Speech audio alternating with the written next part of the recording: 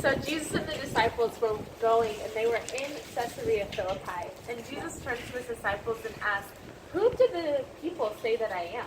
And the disciples replied, "Some say you're John the Baptist, and others say you're Elijah or Jeremiah or one of the other prophets." "Yes, but Jesus said, 'Who do you think that I am?'" And Simon Peter replied, "You are the Messiah, the Son of the living God." And at this revelation, Jesus blessed Peter and says, "Because of this, Peter, you will be the rock on which I build my church, and your name will go from Simon to Peter because it means rock. And whatever you loose on earth will be loosed in heaven, and whatever you bind on earth will be bound in heaven. And because you hold these keys."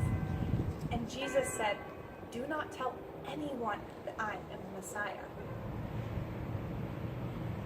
And after this, Jesus was talking about how he was going to be... Yes, how Jesus was going to be going to Jerusalem, and that he would suffer greatly at the hands of the teachers of the law. And he told them that he would suffer and be killed, but he would be raised again in 3 days. And Peter, upon hearing this, pulls Jesus aside and says, "Jesus, you must not say these things. This can never happen to you." And Jesus said, "Get behind me, Satan, for you do not have your mind set on the things above.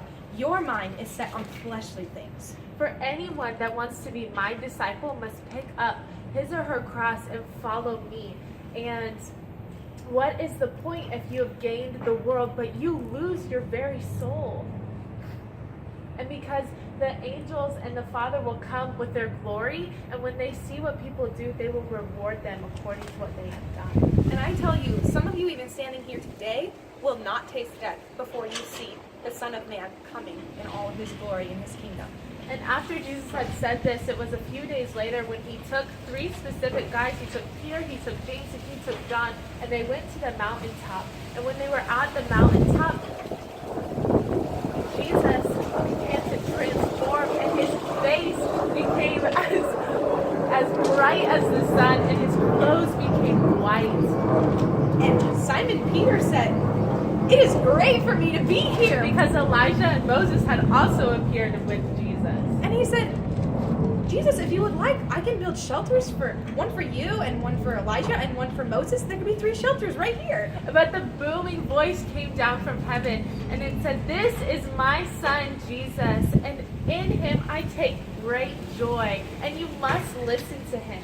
And at this voice, Peter, James, and John were terrified, and they fell to their faces. But Jesus came over to them and said, "Get up, and do not be afraid." And then he told them, "Do not tell anyone that I am the Messiah until I have been raised from the dead." Then, and then Peter looks at Jesus and asks, "Why?" Or was it Peter? It might have just been the disciples that they asked him why Elijah must come before the Messiah. And he said, "Well, Elijah has already come, and yet no one recognized him. And he suffered. And so what more do you think will happen to the Son of Man, for he will come and suffer the same?" And at this revelation, the disciples realized that the man who had suffered was John the Baptist. Oh, goodness.